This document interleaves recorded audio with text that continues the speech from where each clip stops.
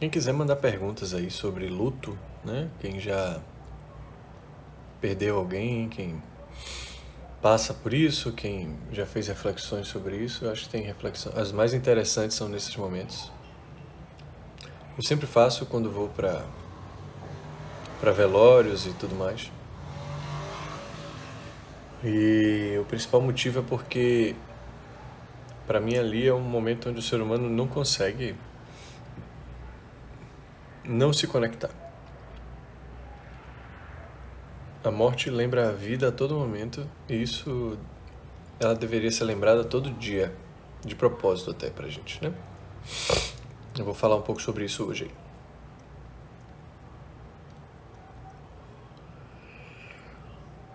Bom, espero que vocês se conectem, que faça bem a vocês, assim como faz sempre a mim. O que eu mais gosto é refletir e causar reflexão em outra pessoa. Bom, como vocês sabem, né, eu comuniquei que eu perdi a minha avó. Minha avó era uma pessoa que já estava lutando há muito tempo pela vida e já estava bem triste acompanhar a luta dela, né? Às vezes a gente foi muito claro assim pensei muito sobre a questão da cabeça e do corpo, né? Porque ela faleceu bem lúcida, muito lúcida, mas o corpo não conseguiu acompanhar a cabeça, né? E isso é muito triste porque muitos de nós não cuidamos da nossa saúde, né? Hoje em dia, com tanta informação, ela não tinha tanta, coitada. Nasceu na década de 20 e foi uma batalhadora, né? Meu avô acabou ficando muito doente, ela teve que trabalhar para sustentar todo mundo. E sempre ficou muito em pé na cozinha, né? Amanhã nos stories, inclusive, eu vou divulgar um pouco do trabalho que ela sempre fez e que a minha prima deu continuidade, Marina. Pegou todas as receitas dela e está aplicando e para não deixar morrer a ideia, né? Porque a pessoa se vai, mas a ideia fica. A espiritualidade da pessoa é isso, né? Você conseguir preservar algo que alguém te trouxe e que você consegue internalizar em você com comportamentos, dando continuidade a um trabalho, né?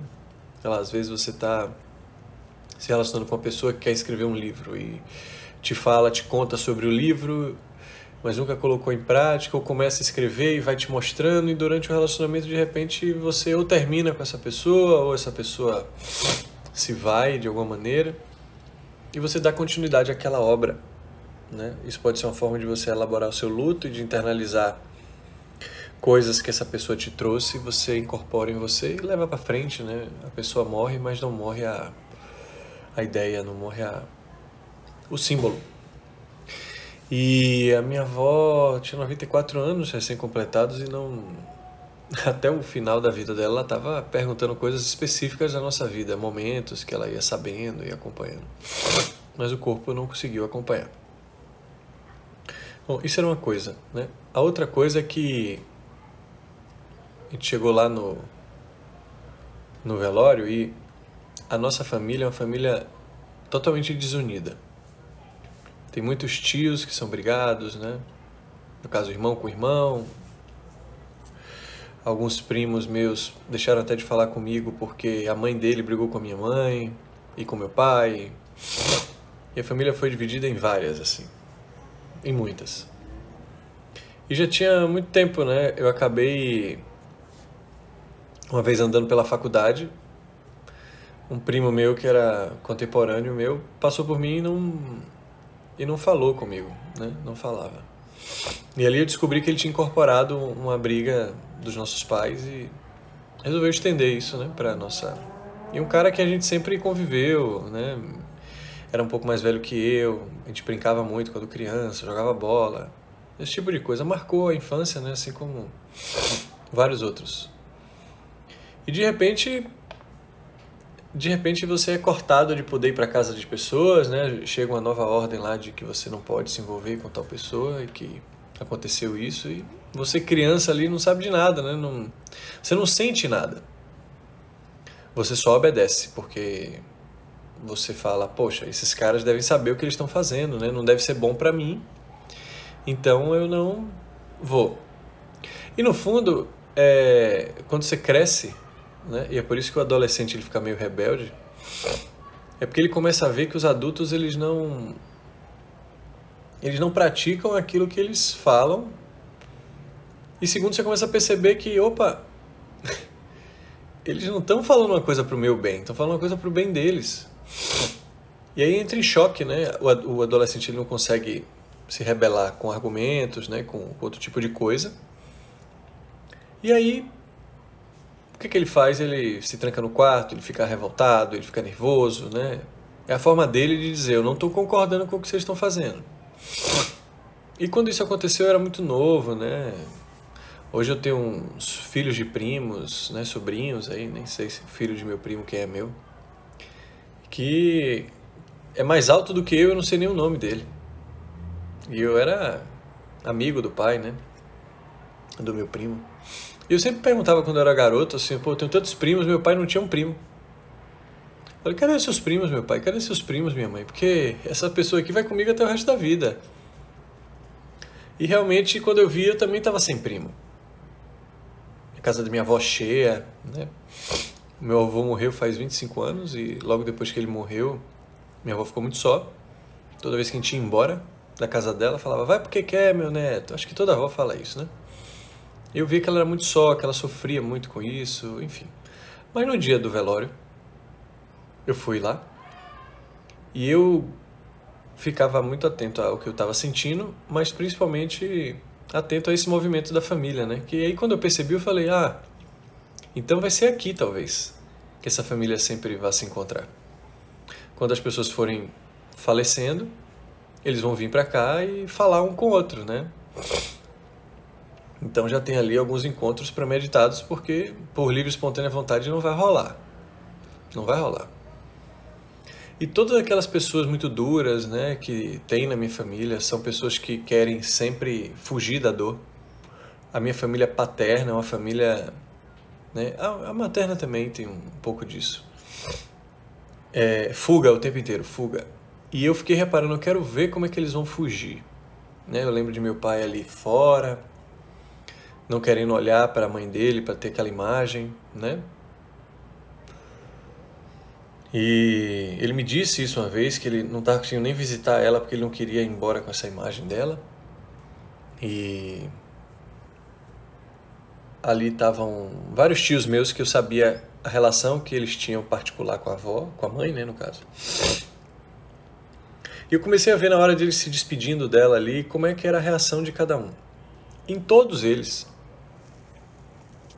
eu consegui ver naquele momento uma coisa que eu não lembrava de ter visto. Em alguns eu nunca vi, em outros eu vi poucas vezes. Eu lembro quando meu avô faleceu há 25 anos, eu perguntei à minha tia que estava lá, que eu era muito novo, não fui, perguntei como é que está meu pai. Meu pai está chorando? Eu acho que eu perguntei só para saber se ele chora mesmo, porque eu nunca tinha visto. E aí você tem um medidor, né? Quando a pessoa chora muito é porque ela está muito realmente impactada com aquilo. E eu só queria saber se meu pai chorava porque para ver se ele era humano também no sentido frágil, né? Se tinha algum momento que algo abatia ele. Ele estava sempre mostrando uma fortaleza muito grande. Aquela coisa do masculino, né? E aí eu olhei lá, são 5 homens e 2 mulheres, né? Entre meus tios e meu pai. A família teve 7. As 2 mulheres estavam arrasadas, né? Completamente entregues. E todos os homens muito duros até então. Mas na hora da despedida eu consegui ver o amor em cada um deles. Eu vi meu padrinho indo se despedir, lembrando dele que ia várias vezes às 5 da manhã só para tomar café com ela. Às vezes ele me chamava, às vezes eu ia.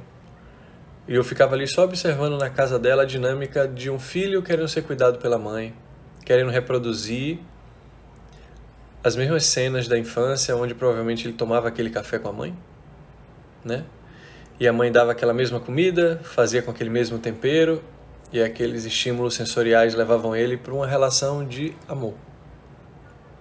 Todos estamos buscando, no fundo, amar verdadeiramente. Ter aquele lugar, ter aquela sensação que está presente no corpo, gravado, mas que precisa ser estimulado de alguma maneira para conseguir acessar. E acessar o amor para muitas pessoas precisa de coragem, porque aquele amor um dia está ali, outro dia pode não estar, né? Outro tio que sempre cuidava muito dela, colocava alarme para ela, aqueles alarmes de quando se ela caísse no chão ela apertasse e tudo, ele cuidava de tudo, era muito provedor material também, uma pessoa que com um amor muito reprimido, estava ali. Às vezes eu via ele do lado do caixão, mandando mensagem de texto e resistindo a olhar para ela, e eu observando toda aquela dinâmica ali. Até chegar a minha vez, eu estava conectado com todo mundo. E eu sou assim, eu observo e o meu trabalho, inclusive, é esse, né? É me conectar à dor do outro para conseguir acessar ele e tentar trazer clareza para ele. Isso virou automático para mim, porque é o que eu gosto de fazer, e fazer isso com a minha família foi muito esclarecedor. E eu ia sentindo quando ele estava se emocionando, assim como eu ia sentindo quando ele estava fugindo, e ele teve uma hora que desligou o telefone e ele não aguentou e teve que olhar para ela. E quando ele olhou, ele se emocionou. E ele ficou o tempo inteiro fora, para não ir para a sala do velório. E quando ele foi, ele olhava para o celular, mas não olhava para ela, e de repente teve que olhar. E aí acessou. E aí você acessa muita coisa, né? O meu pai, a mesma coisa. Só num canto, tentando fugir, tentando não olhar, foi para dentro da sala.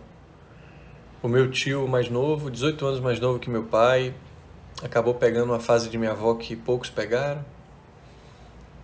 Tinha 7, mas ali só era ele dentro de casa, então ele tinha mais tempo. E ele, muito emocionado, cuidou dela demais, foi o grande companheiro dela no final, Paulo. Um outro que estava morando na Colômbia, veio aqui no final do ano, quando minha avó passou por uma crise, voltou e não teve tempo de se despedir dela. Acompanhou a mãe pelo FaceTime, a mãe ia embora. Minha prima, filha dele, filmando, e ele lá do outro lado abraçado com outro filho e com a esposa. Nunca tinha visto ele emocionado também, e ver aquela cena dele no celular já foi um deleite para mim. Não porque eu estava vendo, mais uma vez, o sofrimento, mas por trás do sofrimento tinha muito amor, né, de todos eles. Então eu saí com a imagem de pessoas sendo verdadeiramente quem elas são na essência. Porque, para mim, eu nunca faltava, eu já fui para alguns funerais, né, enfim, coisas que aconteceram com amigos, familiares. Eu nunca tinha perdido ninguém assim, tão próximo, foi a primeira vez. Mas eu sempre ia, inclusive eu já fui encontrei pessoas lá que não eram assim, que eu tinha alguma rixa ou tinha alguma aresta entre mim e eles, mas naquele momento você está tão conectado com a existência, você está tão conectado ao sentimento do luto que não tem espaço para você julgar ou condenar ninguém. E naquela hora, pessoas que não se falam se conectam, pessoas que não se abraçam. E eu comecei a ter, quando eu via toda aquela dinâmica, começou a vir muito amor dentro de mim. E eu não tenho problema nenhum, não consigo guardar rancor de nenhum dos meus primos que passaram por mim sem me falar e nada. Eu peguei 2 deles, vi eles no canto e fui até eles, comecei a conversar com muita naturalidade, perguntei quantos filhos eles tinham, como era o nome, que eu não sabia. Eles começaram a contar e conversar, e no meio da conversa eu disse, eu só queria dizer a vocês aqui nesse momento que eu não tenho rancor nenhum de vocês, eu não guardo nenhuma mágoa, pelo contrário, eu tenho muitas lembranças muito boas. E minha memória é muito boa, né, como eu já falei a vocês, eu lembro de muitos detalhes, né. Eu lembro da roupa que estava, eu lembro do tamanho do anzol quando a gente pescava, eu lembro de tudo. E eu comecei a trazer para eles as minhas lembranças. E agradeci a eles por eles terem feito parte da minha vida e que esperava que em algum momento que a gente pudesse de novo, né, conseguir se conectar de alguma maneira para que a gente não se encontrasse somente nesses ambientes e isso fosse virando um abismo entre nós que não pudesse ser mais consertado em vida, porque eu acho que a gente desperdiça muito tempo e muitas relações simplesmente porque a gente não investe na nossa cura. Minha mãe é brigada com vários e ela fala, eu nunca vou falar com essas pessoas. Às vezes ela não consegue simplesmente, né? Cada um é de um jeito, né? E as pessoas, eu acho que, eu não sei se elas sabem, se elas fazem o peso, tipo assim, ó, ser assim, como se eu pudesse fazer um discurso ali naquele dia no velório, eu ia dizer, vocês estão sabendo que a gente só vai se encontrar então, se depender de cada um aqui, que a gente só vai se encontrar nesses momentos? Se vocês estão sabendo e toparam isso, beleza. Mas é importante saber, né? Ou vocês estão se trabalhando para fazer alguma coisa diferente disso aqui, né? Porque se deixar, cara, se deixar não vai mudar, né? Se deixar vai ser isso aí, né? Vai ser só achar essas pessoas em momentos que tá todo mundo armado, né? E aquele momento eu saí muito satisfeito daquele dia porque eu aproveitei ao máximo que eu pude. Eu vi uma prima minha chamar uma outra prima que ela não falava há muitos anos. Há 15 anos. Essa prima chamou ela e o pai para conversar. E pelo que ela estava gesticulando, eu falei que bonito ela tá fazendo isso. Porque ela tomou coragem para fazer uma coisa talvez muito difícil para ela. Não foi nem um pouco difícil para mim falar com esses meus primos, que eu sei que não gostam da minha mãe, eu sei que tomaram as dores da mãe dele. E para mim, assim, nunca importa o motivo. Há sempre espaço, principalmente na vulnerabilidade. Nessa posição, para mim, é a única posição que você pode ser amado verdadeiramente. O ser humano, ele não é ruim. Ele não consegue ver uma pessoa numa posição de extrema vulnerabilidade e desarmada e pisar nele. E não conseguir acolher ele. A vulnerabilidade é aquilo que existe de mais puro dentro de um ser humano. Você não consegue ver maldade numa pessoa que está vulnerável. E você confia na essência desse ser humano. Você não confia na palavra dele. A pessoa pode dizer na sua frente, eu sou honesto, acredite em mim. E você não sentir que você pode acreditar. Mas a pessoa pode ficar calada e ela está numa posição de vulnerabilidade que ela não precisa nem te pedir nada. E você simplesmente vai abraçar ela. Porque a partir dessa vulnerabilidade não é possível você condenar ninguém. Inclusive pelos próprios erros. Somente você se desarmando na frente de uma pessoa como essa, ela pode reconhecer seus erros. Se você usar da coerção, da manipulação, das indiretas, da sua insatisfação, da sua raiva para fazer com que ele reflita sobre os próprios erros, isso só vai fazer com que ele se defenda daquilo que ele já fez. Porque pela sua forma de falar, ele sabe que se você admitir, se você for vulnerável, ele vai ser pisoteado. Porque ele está vendo na frente da pessoa uma pessoa louca para avançar naquele coração e naquela cabeça que duvida, que se arrepende do que ele fez. Olha como é um confessionário. Você não olha para a pessoa, você só ouve a voz, a pessoa está ali através de um compartimento falando aquilo. Ninguém olha no olho, só ouve a voz dizendo eu pequei, eu me arrependo e...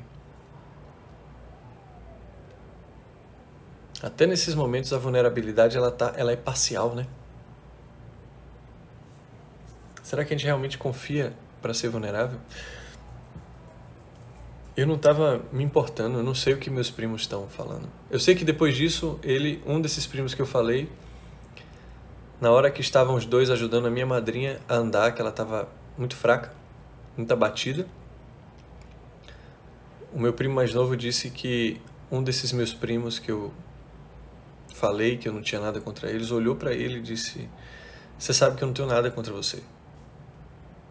Tá tudo certo." E esse meu primo ficou muito emocionado e me ligou, me contando isso. E naquele momento ele não estava pensando em nenhuma mágoa que ficou naquela relação, entende? Isso tudo só está na mente, na memória. E quando cada um fosse para suas casas, ia voltar tudo, né? Aquela vontade de se defender daquilo que acredita, de ficar lembrando das mágoas, ia estar ali de novo. Ia estar ali de novo. E na morte, cara, assim, se você for pensar que você vai perder essas pessoas, você consegue projetar. E aí? Como é que a gente faz para não esperar tanto tempo para em vida? É muito fácil você chegar agora que eu perdi, nossa, a gente tem que aproveitar a vida, a gente não pode guardar mágoas. Pensar isso na hora que um corpo está descendo para debaixo da terra, isso é fácil. Eu quero ver pensar isso e agir antes, porque você já sabe o que você vai sentir quando alguém falecer. Não teve uma pessoa próxima, ou algum desastre, acidente, uma coisa horrível que aconteceu, que não fez você pensar isso.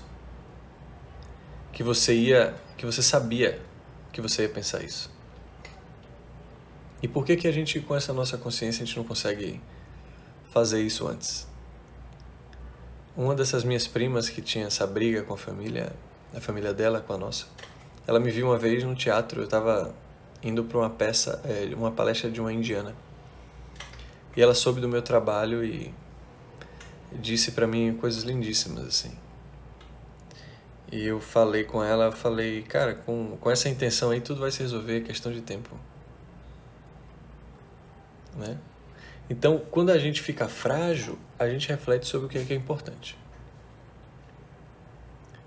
Quando a gente sai dali, a gente vai para o grande mercado de entretenimento que interessa a muita gente não pensar na vida, interessa a muita gente não corrigir.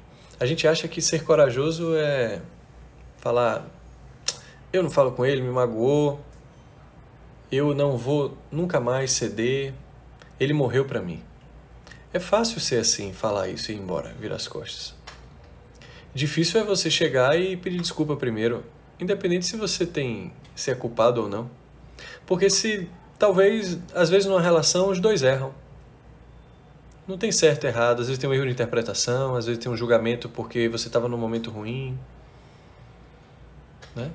Mas se você conhece verdadeiramente a pessoa, né? Imagina que seu filho, você que é mãe, ele um dia fez uma besteira. Fez uma besteira e foi preso. Se você conhece muito o seu filho e sabe a essência dele, e você sabe que ele cometeu aquele erro porque talvez ele não conseguiu controlar aquelas emoções em algum momento, ou que ele pode ter se perdido por uma circunstância que ele não deu conta, e que nem ele sabia que ele ia dar conta, você, mãe, você não tem espaço para jogar ele porque você está conectado com ele. Você leva ele até a porta da prisão. Você deixa ele lá, mas você é incapaz de julgar esse filho. Porque você conhece ele. Você conhece ele.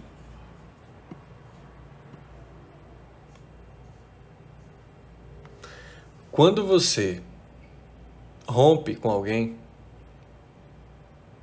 por algum motivo, sei lá, você falou alguma coisa que desagradou alguém, você teve um comportamento que alguém interpretou de uma maneira e a pessoa resolveu parar de falar com você e você nunca soube. Não sei se já aconteceram isso com vocês, já aconteceu comigo. Eu não vejo problema nenhum em a pessoa ficar chateada, deixar de falar. Mas são nessas reações que você vai ter a clareza se você conhece ou não essas pessoas, ou se essas pessoas te conhecem. Porque se uma pessoa erra com um grande amigo que ele conhece, a pessoa nunca vai se furtar de escutá-lo. Porque ela vai pensar, eu te conheço, eu sei quem você é, e se você agiu assim, talvez você esteja precisando até de ajuda. Eu vou te ouvir o que é que você pensa, do porquê que você tomou essa atitude. Porque eu ouvindo e eu sentindo, eu vou saber se aquela pessoa está falando a verdade assim, não ouvindo fatos aleatórios de alguém. Quantas vezes nós não julgamos as pessoas por coisas que nós sabemos que ela fez, supostamente fez? Sem ouvi-lo, sem ouvir a sua intenção, sem ouvir o seu momento, sem ouvir o todo. Porque se relacionar é muito complexo. E o quanto você olha o que essas pessoas supostamente fizeram com a sua leitura, com as suas questões ou com as questões da pessoa. E aqui eu não estou dizendo que você tem que passar a mão na cabeça de todo mundo, mas você não pode se furtar de ouvi-los. Porque às vezes essa falta de escuta e de interesse pode demonstrar duas coisas. Uma consequência é você se afastarem para sempre e perder uma grande relação, e a outra é, e nessa aí talvez você esteja equivocado, né? Ou não, mas você nunca pode deixar de, se for importante para você essa relação, você nunca pode deixar de dedicar o que você tem de mais valioso, que é a sua atenção, o seu tempo, a sua disponibilidade para aquela relação. Se você não está afim de fazer isso, se você só está afim de julgar o que aconteceu, numa briga familiar, ou seja lá o que foi, cara, pensa, essa relação não é importante para você. Se você fez isso, se fizeram isso com você, essas pessoas fizeram isso e te abandonaram, ou te deixaram de te dialogar, te levaram para uma mesa de julgamento, pensa, ao invés de você tentar resgatar isso, pensa, essas pessoas não encaram você como uma pessoa importante. Talvez o tempo que vocês estiveram juntos não foi suficiente para vocês se conectarem e se conhecerem verdadeiramente. E isso vai gerar um luto. Porque para gerar o luto, às vezes só precisa de uma parte. E é por isso que você nunca está no controle, nem das relações e nem de nada. Porque você não é só. As poucas coisas que você tem controle, você não coloca energia, mas as coisas que você não tem sob nenhum controle, você coloca muita energia.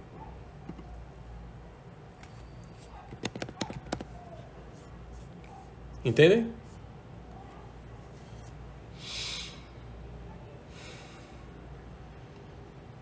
Se você está realmente conectado com a pessoa, não tem espaço para julgamento.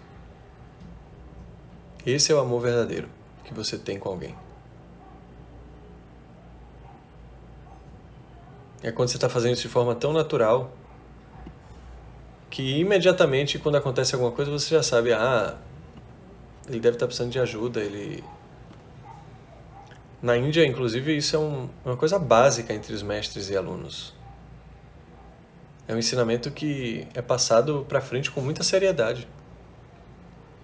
Jamais, quando acontecer uma desavença, um rompimento, ou qualquer tipo de coisa, se a pessoa é importante para você, seja sua mãe, seja seu pai, seja seu amigo, seja seu companheiro,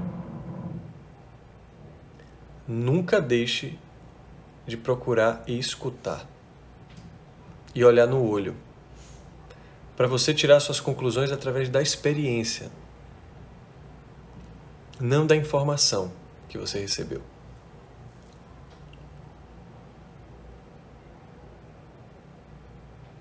A conexão verdadeira entre as pessoas precede qualquer julgamento sobre ela.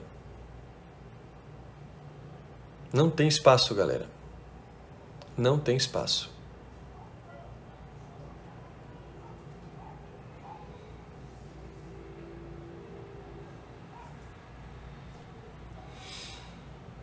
Não tem espaço.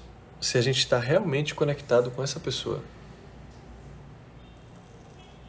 se sabemos verdadeiramente quem ela é, não existe espaço para condená-la.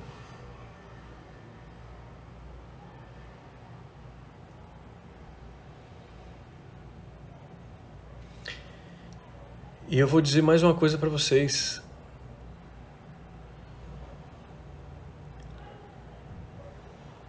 O ser humano, ele é preguiçoso. O ser humano, ele é preguiçoso. Toda vez que você quiser se engrandecer na vida, ter um gesto nobre, reaver um erro, melhorar, ser uma pessoa melhor, você vai precisar se esforçar. Você vai precisar ir atrás de questões viscerais. Não vai ser um movimento natural. Principalmente se a gente está dentro de processos como todos nós estamos aqui tentando evoluir.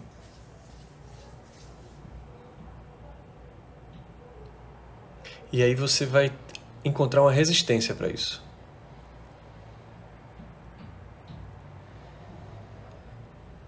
E você não pode parar ali.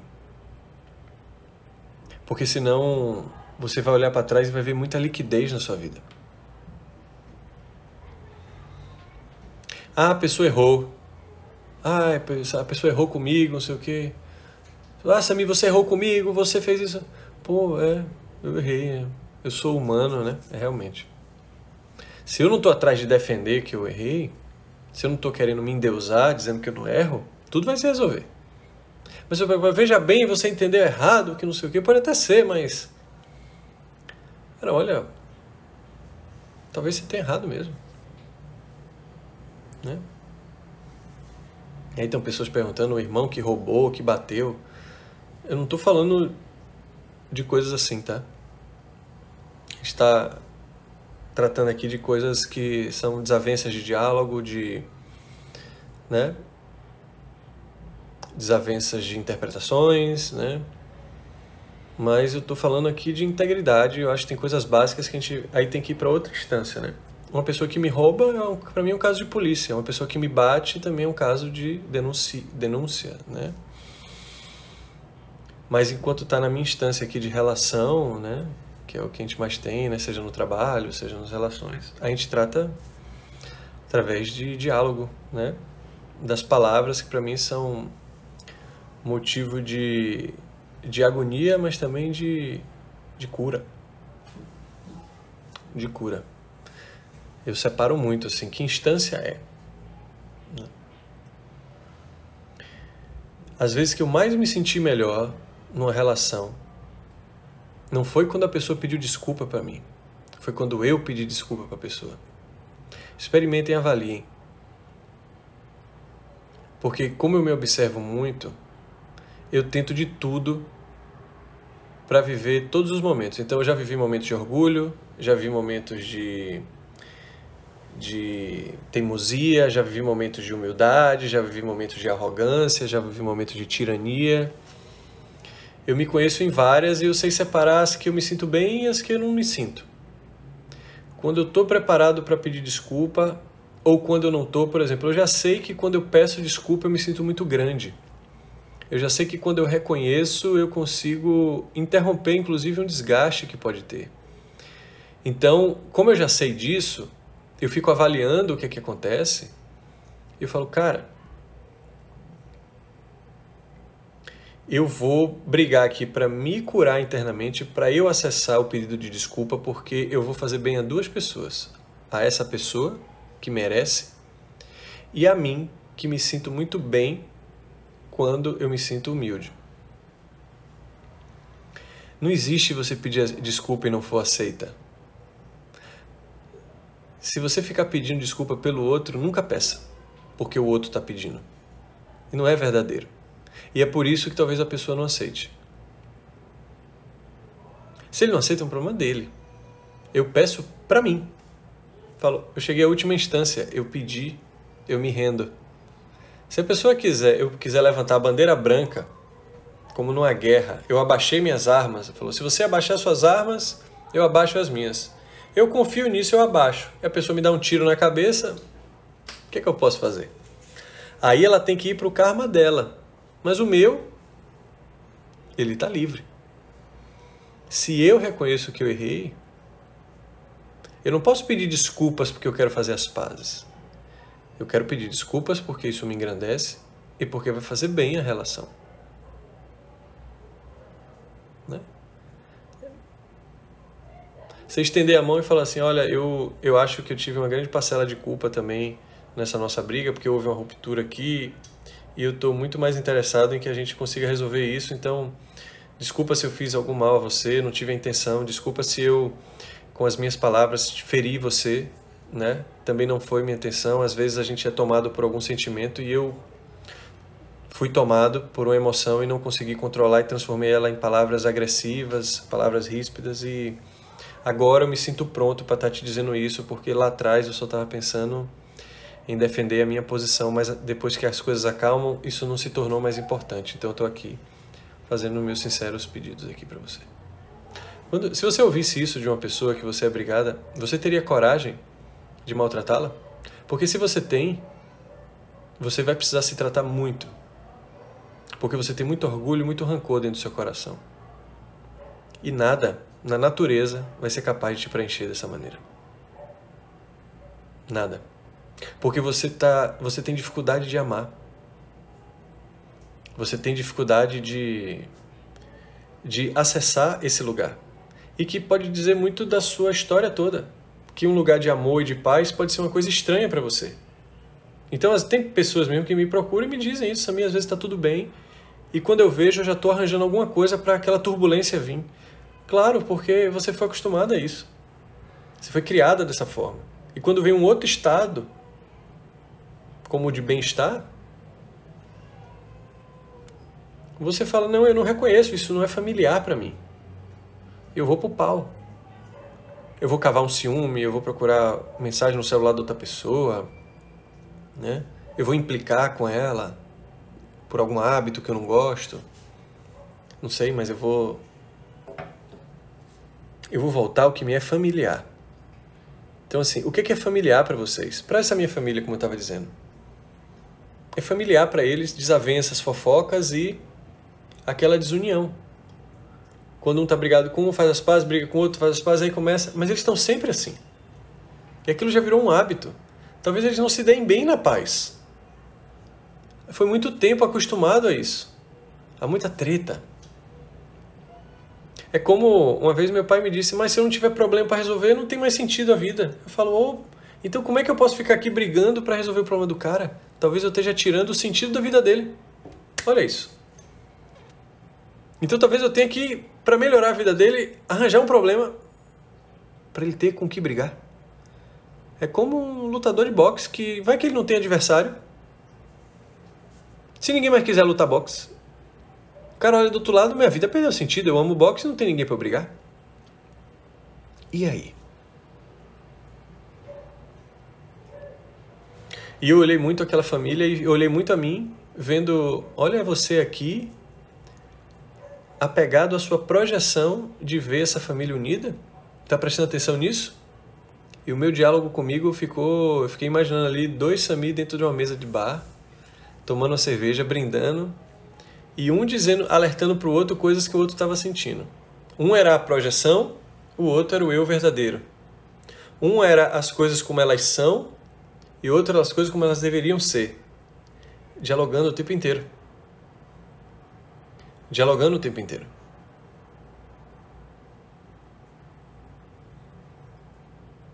E um ajudando o outro nessa dança. De o que você quer, o que você espera, né? O romântico ali olhando como é uma pena ver pessoas brigadas. Quantos momentos legais poderiam ter se não houvesse isso? E o outro mas não é assim. E um falando, as pessoas não deveriam fumar porque saúde é muito bom, e o outro, mas as pessoas fumam. E o que a gente faz com isso? Né? Nem todas as relações serão harmônicas. Pelo contrário, família, inclusive, está se mostrando ser tudo menos paz. Gostaria muito que vocês me provassem aqui o contrário, né? Mas dentro da minha experiência, dentro das coisas que eu vivencio, não só nos atendimentos, nas centenas de pessoas que eu já atendi ou vivenciei numa experiência pessoal e na minha própria, eu vejo muito mais um local de inveja, de doença, de manipulação, né? De loucura, de insanidade, de ódio, do que qualquer outra coisa. Eu vejo uma dificuldade imensa de amar livremente. E eu vejo poucas pessoas lutando para esse objetivo. Quando tem lutando 1, 2. Se esforçando ao máximo. Às vezes abandonando a própria vida para tentar reproduzir uma cena de amor verdadeiro ali dentro.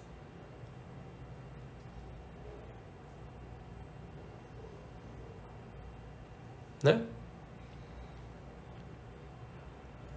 O quanto estamos resistindo ao fim do amor romântico em todos os lugares. Porque quanto maior o N dessa família, mais problema. Se relacionar com você mesmo já é difícil, com um par ainda, e depois vem várias personalidades se juntando naquele mesmo ambiente, é pau, velho. A gente precisa entender que existe uma escola emocional para a gente se graduar, para a gente se relacionar bem dentro da própria energia que foi criada para a gente. Eu fiquei olhando ali, olha a dificuldade, chegou ao extremo de todo mundo ver minha avó aqui, sem aquela alma que dava vida, você olhar um corpo sem alma, que anima, que dá voz, que olha, que faz sentir, um corpo vazio, aquela alma que foi embora, que chama de alma, consciência, energia, seja o que foi. A ausência dela foi capaz de emocionar todo mundo. Precisou esse extremo. Como é que eu consigo ser causa do meu próprio amor e de dentro para fora sair isso? Como é que eu elimino e pulo as barreiras que tem entre eu e os meus primos, entre eu e a minha tia que brigou com a minha mãe, entre eu e o meu tio que brigou com o meu tio, o meu outro tio que eu gostava, do outro que fez a sacanagem com o outro, mas não fez com você? Como é que é? Por que que eu não vou investir nisso? Você pergunta, Samir, por que você está fazendo o que você está fazendo? Como eu disse a vocês, no dia que eu percebi isso, né, em março de 2017, eu estava na Índia. Eu sentei na beira do rio, eu tenho essa história lá dentro dos bastidores, algumas pessoas já foram para minha palestra aqui, talvez já tenham ouvido, como o Guga. Eu estava sentado na beira do rio. E eu tinha acabado de conseguir, pela primeira vez, estar presente durante muito tempo. Eu encontrei uma mulher alemã, de mais ou menos uns 52, 55 anos. A gente conversou muito num café. Foi a primeira vez que eu estava viajando sozinho. E quando você viaja acompanhado, você está limitado, o outro ele te limita de alguma forma. E eu estava sozinho e de repente eu encontrei um café. E quando você é viajante, não tem isso de que cada um senta com o seu parceiro. Todo mundo senta com todo mundo. Na Índia, então, coletividade é a lei. Não existe individualidade. Muito difícil você estar num vagão de trem só para você. E eu sentei com uma pessoa que eu senti que eu ia sentar e ela olhou para mim, eu olhei para ela, eu sentei. E ficamos 3 horas conversando, tomando café, comendo croissant e tudo mais. E quando eu saí dali, eu fui sentar na beira do rio e curti toda aquela referência de vida que eu tinha e aquela inspiração que eu tinha recebido daquela pessoa e aquela pessoa de mim. Foi um papo muito agradável. Cada um foi tomar seu caminho. E meu celular estava do lado e ela mandou uma mensagem para mim dizendo: tem 5 anos que eu venho na Índia e tento encontrar meu mestre. E depois da sua conversa foi a primeira vez que eu saí aqui andando sem rumo. E eu dei de cara com ele quando eu virei uma das ruelas daqui, da cidade. Ele estava sozinho. E eu abracei ele e agradeci muito. E ela falou: agradeço a você por ter me trazido essa conexão, porque eu estava me sentindo guiada e encontrei ele. E quando eu li essa mensagem, eu sentei no rio. E quando eu sentei no rio, eu olhei para o lado e tinha uma família de netos, filhos, avós, uma família completa no rio, muitos segurados numa corrente para não ser levado pela correnteza, cada um com seus trapos de roupa, tomando banho no Ganges, um jogando água no outro, uma alegria muito grande, né? Uma família comum e ordinária. Só não era ordinária porque ela estava muito feliz em harmonia, com vários membros ao mesmo tempo. Uma coisa que eu nunca vi numa piscina de um resort entre familiares de classe média alta para cima, né? E eu estava vendo no meio de uma pobreza extrema na Índia e numa simplicidade na beira de um rio. Ou alguém aqui que está assistindo essa live já tomou banho no rio com seus avós, com seus pais, com seus filhos ao mesmo tempo, no rio em algodões. No rio em Santo André, na Bahia. E aí eu olhei aquela cena e eu estava tão conectado comigo, pela conversa com aquela pessoa mais cedo, que eu comecei a sentir o amor deles ali, em mim. Às vezes aquilo que acontece fora, a gente não deixa vir para dentro. É como a gente encontrar um mendigo na rua e não querer olhar. Ou a gente não faz um trabalho social porque a gente acha que a gente vai sofrer muito. O mundo acontece lá fora, você tem consciência, mas você não internaliza para dentro de você. E eu falei, olha isso. Todo mundo trabalhando, meu pai querendo achar que tem que comprar uma casa para unir a família e tudo, e está todo mundo aqui. Uma família aqui a 10 mil quilômetros de distância do meu país, conseguindo o grande objetivo que está todo mundo lutando. Talvez esteja todo mundo lutando para esse momento, para ter esse momento. Né? E ali não tem ninguém com plano de saúde, não tem ninguém com reserva de emergência no banco. Não tem. Não tem ninguém com roupa de marca. Ninguém vai sair dali e vai sentar no restaurante para um grande almoço de confraternização. Não. E me vinha todas essas coisas na cabeça, quanto esforço já foi feito na minha família e nunca conseguiu ter esse momento. E todo mundo continua sonhando e apegado à esperança de um dia ter esse momento. E eu comecei a me emocionar tanto que eu parei de olhar, porque meu olho começou a encher de lágrimas e eu olhei para o outro lado. E quando eu olhei para o outro lado, eu vi duas amigas indianas, quer dizer, uma indiana, a outra não sei se era indiana porque ela era muçulmana. Uma de burca e outra de sari. A de burca do lado de fora do rio. A de sari chamando ela para dentro, venha, venha, e jogava água nela. E eu comecei a rir. Olha isso, a cultura distanciando um abraço. Um simples abraço, né? Mas a complexidade das ideias distanciava a pessoa do amor verdadeiro, da presença e do momento. E as religiões dizendo que estava ali para fazer uma religião, uma religação entre essa pessoa e Deus. E Deus estava ali na frente dela querendo abraçar. E ela não conseguia. E aí eu olhei para o lado de novo e vi a família. E aí eu comecei a chorar muito vendo a família. E depois eu olhei para a esquerda e as duas estavam abraçadas dentro do rio, pulando. E eu falei, olha isso, gente, como o amor está aqui.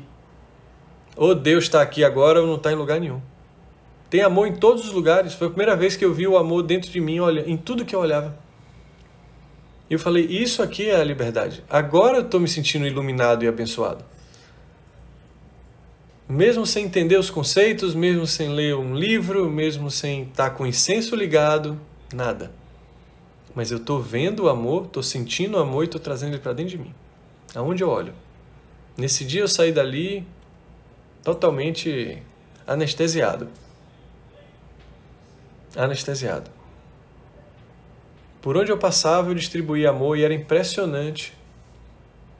Quando eu passei na senhorinha que levava bagagem para outros países, comecei a conversar com a filha dela, com o marido dela, e depois com o meu amigo que vendia brownie e o outro que tinha uma mancha enorme vermelha na testa, que trabalhava todo dia na vendinha da mãe, e na mulher que passava roupa com 6 filhos dentro de casa, num ferro de carvão. Qualquer lugar tinha amor. Qualquer lugar. E eu já tinha passado por todos esses lugares há 2 meses, direto, e não tinha visto nada disso. Há quem olhe para uma floresta e só veja madeira para vender.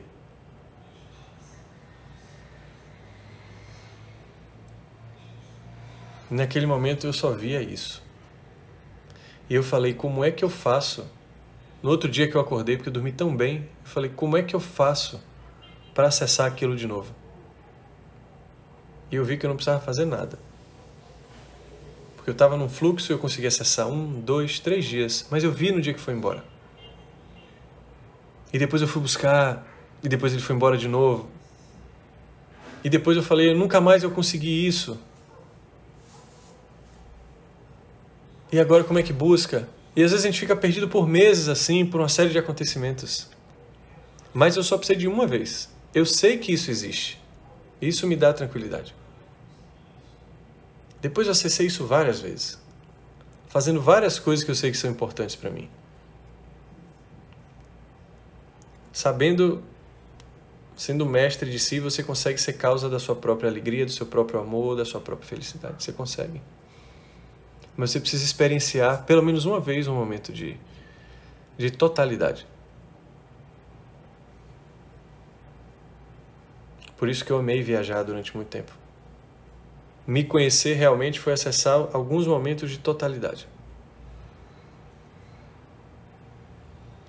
Só isso. E eu acessei esse momento por alguns minutos lá no velório da minha avó. Um momento de totalidade, tudo desarmado, não tinha nenhum núcleo duro familiar com alguma ideia que prevalecia. Eu não estava nem aí se minha mãe ia gostar ou não, se eu falasse com meus primos que já falaram mal dela. Eu não estava nem aí se meu pai ia achar que a irmã dele não vale nada. Eu estava a fim de falar com ela. Eu estava a fim de agradecer porque ela várias vezes me deu um café da manhã maravilhoso na casa dela em Itaparica.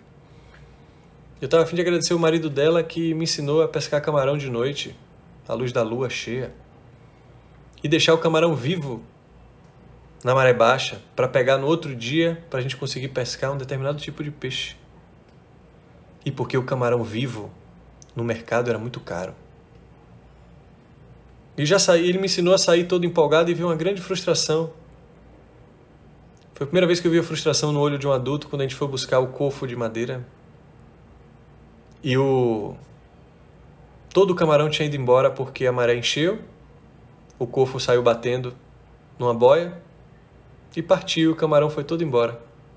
E eu vi a frustração dele. Foi maravilhoso, eu tenho toda a cena de ver um adulto frustrado. Ele tinha um short curto, da Adidas, com aquelas listras laterais, azul e branco. Sempre sem usar cueca. Chegava a ser engraçado. Então, naquele momento eu não estava preocupado com o que ninguém ia achar.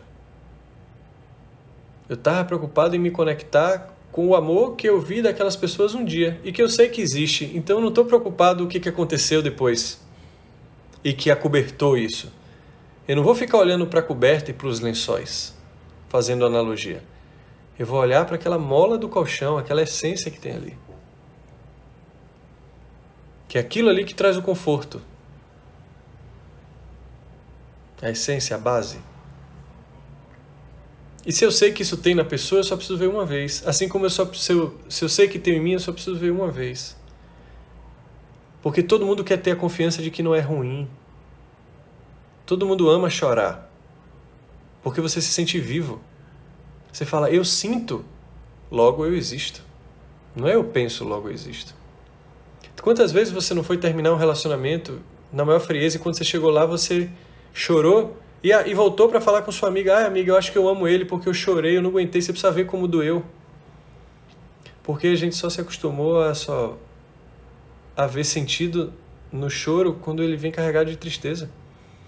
E você confunde isso. Você está enganado. Você está acessando as emoções apenas numa circunstância, de um determinado lugar. Você chora de euforia, de tristeza, de alegria, de decepção, de amor. Você pode sorrir de sarcasmo, de humor, de ironia, de sem graça, em vários lugares, para aquele mesmo gesto, para aquela mesma emoção.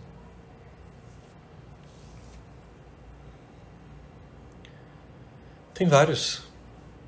Adentre em todos o máximo que você puder. para que você saiba mais de você nas inúmeras circunstâncias que são possíveis na vida, porque a vida é um prato cheio, um cardápio vasto e farto para que você possa se conhecer através do sentir. Muitas experiências. Eu ofereço algumas mentais, outras corporais, outras sentimentais. Seja numa live, seja num texto, seja no áudio. E outras pessoas oferecem várias aí. Tem muitas boas. Procure o máximo que você se identifica, mas nunca deixe de sentir, senão você vai perder o sentido. Nós somos humanos e a diferença do humano para o bicho é que o bicho ele opera pelo instinto. O humano ele tem uma grande diferença. Ele tem a consciência de que ele precisa de coisas. O ser humano ele tem a consciência daquilo que te nutre. Se você perde a consciência daquilo que te nutre, você perde a sua humanidade. Você perde a sua humanidade. Boa noite. Espero que tenha ajudado alguém hoje. Amanhã, essa live está lá no nosso canal do YouTube. Para você ver e rever, mandar para alguém e sentir. Tchau. Obrigado.